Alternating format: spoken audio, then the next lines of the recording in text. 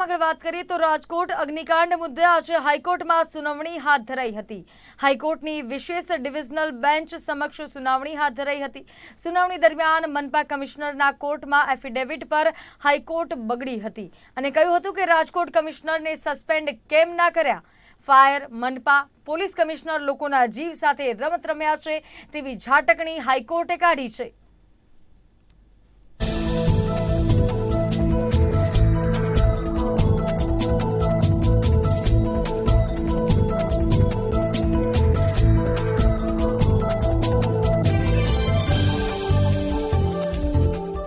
આજે આપણે જોયું કે જ્યારે સુનાવણી થઈ ત્યારે કોર્ટે પહેલાં સરકારને પૂછ્યું, પછી કોર્પોરેશનના વકીલ સાહેબે આખી એફિડેવિટમાં દેખાડ્યું અને નામદાર કોર્ટના તારીખ 27/5/2024ના હુકમની પાલનની અવગણના કરીને એફિડેવિટમાં કોઈ જ ઉલ્લેખ બહુ વિગતવાર નહોતા કે કયા કયા કોમ્પ્લાયન્સ નથી અને હાઈકોર્ટે જે 27/5ના ઓર્ડરમાં ડિરેક્શન આપી હતી એના કોમ્પ્લાયન્સમાં માત્ર કરસરી જવાબ હતો।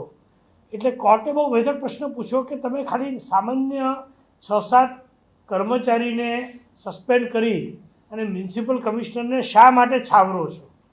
સરકારે એડવોકેટ જનરલ થ્રુ તેના જવાબમાં ચોક્કસ કીધું કે સીટના રિપોર્ટની રાહ જોઈએ છીએ, પરંતુ કોર્ટનો વેધક પ્રશ્ન એ હતો કે જ્યારે એફિડેવિટ પર બધા કોર્પોરેશનના મ્યુનિસિપલ કમિશનરો એવું કહે છે કે અમે આ પ્રકારની કોઈ જ વોચ રાખતા નહોતા, અમારી ડ્યુટીમાં જે ફરજો આવે છે એ અમે બીજાને કન્વર્ટ કરીને મોકલી દીધી છે, ટીપીઓની જવાબદારી થાય છે। તો એક શહેરના મ્યુનિસિપલ કમિશનર તરીકેની પોતાની ફરજોની અવગણના થઈ છે તો શા માટે એને હજી સસ્પેન્ડ નથી કર્યા, તે સૌથી અગત્યનો પ્રશ્ન હતો। બીજો અગત્યનો પ્રશ્ન એ હતો કે જ્યારે સરકારે આગલી મુદતે એટલે કે 27/5 કીધેલું કે 3 દિવસમાં એન્ટ્રીમ રિપોર્ટ અને 10 દિવસમાં ફાઇનલ રિપોર્ટ, તો શા માટે તમારે વધારે સમય જોઈએ છે?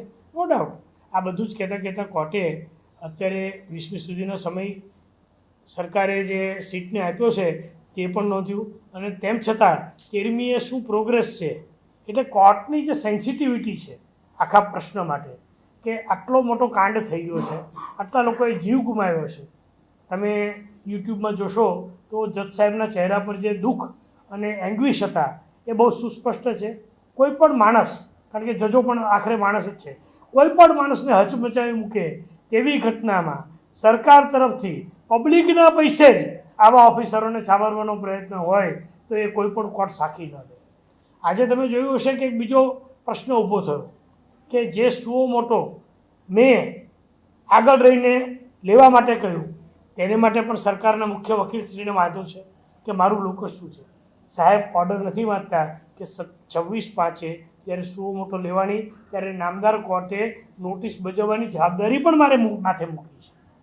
પાછળથી કોર્ટે અન્ય વકીલને સુઓ મોટો તૈયાર કરવાની જવાબદારી સોંપી, પણ એનાથી એક મોટા ઇન્સ્ટિટ્યૂટ તરીકે ગુજરાત હાઈકોર્ટ એડવોકેટ એસોસિએશન જેવા અગત્યના ઇન્સ્ટિટ્યૂટ તરફથી કોર્ટને મદદ કેમ ના કરી શકાય તેનો ખુલાસો કર્યા વગર આવા વાંધા સરકારના મુખ્ય વકીલ લે એ પ્રશ્ન જ દેખાડે છે કે સરકાર કશું ઢાંકવા માંગે છે।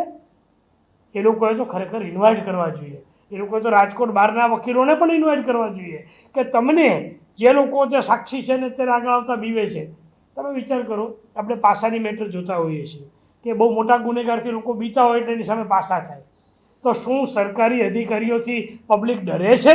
એવું વાતાવરણ છે કે નથી આવી શકતા સાક્ષીઓ?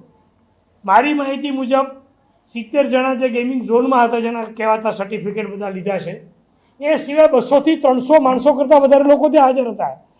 કેમ બચેલા સાક્ષીઓ આગળ આવતા ડરે છે? આ કોઈ ગુંડાઓ સામે નથી બોલવાનું, ત્યાં તમે હાજર હતા અને શું ઘટના થઈને કેવી રીતે બચ્યા એની જ વાત કરવા આવવાનું છે। તો પબ્લિક જે લોકો ત્યાં હાજર હતી એ લોકોને મારી વિનંતી છે આગળ આવે, સીટના ઓફિસરોને મળે અને પોતાની તરફથી જે ઘટના થયેલી એનું તાદ્રશ્ય ચિત્ર રજૂ કરે। માલપુર બાયપાસ પર આવેલ નાલંદા 2 સોસાયટીમાં કાર્યરત આરસીસી રોડની